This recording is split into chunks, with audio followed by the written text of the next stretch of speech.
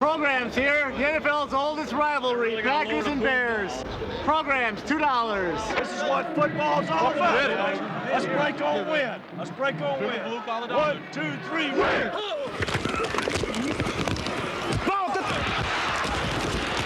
What's the slip, Tater? Anderson cutting it back. He's in. Touchdown! No NFL teams have played each other more than the Chicago Bears and Green Bay Packers. It's the league's longest-running rivalry, a heated matchup that involves fans, friends, and families. The only thing we don't agree on are two things. One, I'm a Packer fan. I live in Manitowoc. And I'm a Bear fan. I live in the Chicago area. The other thing is, I think light beer is less filling, and I think it tastes great. Go Bears! Go Pack! The bruising beginning occurred in 1921 when the Packers played the Chicago Staleys, who became the Chicago Bears 1 year later.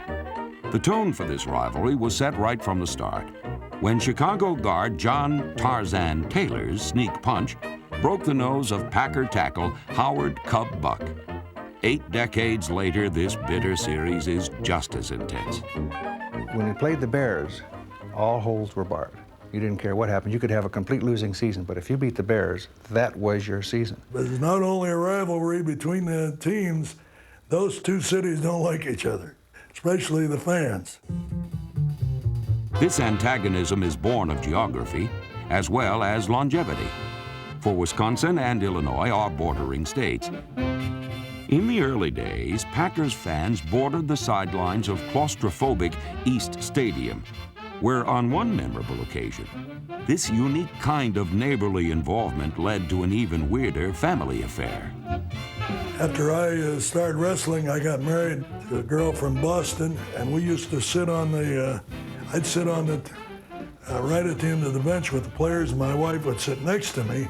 And one time we were losing like 35 to 42, and they kicked off to Green Bay. The Green Bay player ran right by me, and I looked for my wife, and I couldn't believe it. She was out running with the player. And they were missing the tackles right along the sideline. Anyway, he went in for a touchdown, she went in for a touchdown. And all the Andy Frayne ushers who handled the ball game there at Wrigley Field in Chicago, they all came in. We had a big fight, and they threw my wife and I onto the street there.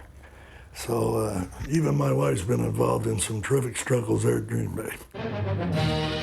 In the early years, Green Bay did indeed struggle. Their games with Chicago were fiercely fought, but the Bears usually won. For these were George Halas's monsters of the Midway, the kings of pro football.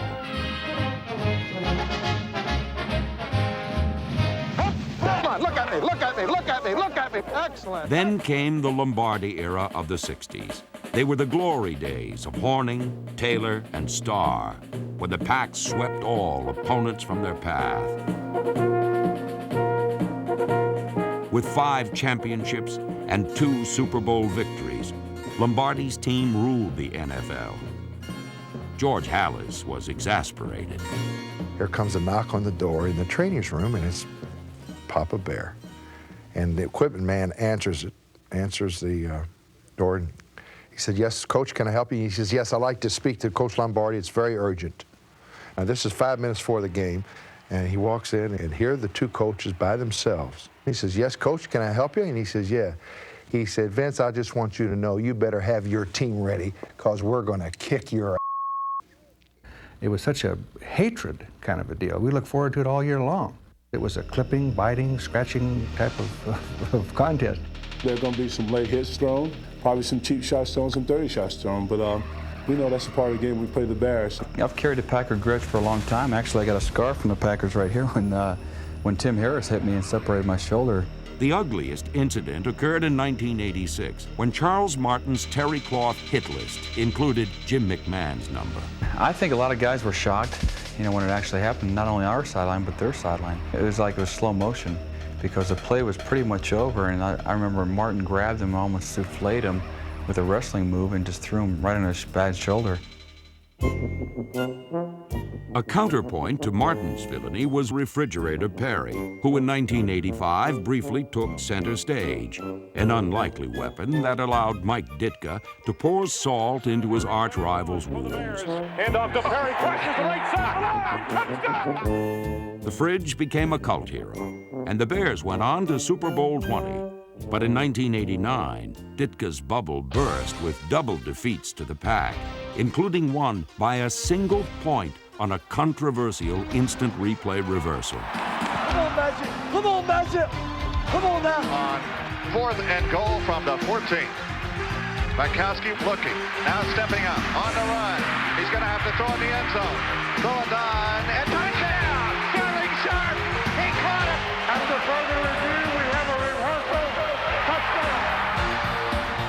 When it was determined Packer quarterback Don Bukowski had not been over the line of scrimmage on the winning pass, the Bears were losers.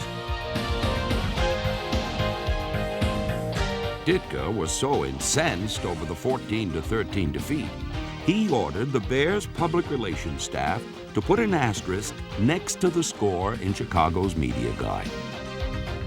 It's an ironic footnote to an autumn ritual that is the NFL's longest continuing saga, the storied battles between the Green Bay Packers and Chicago Bears, and the players who through the years have made it the great rivalry it is today.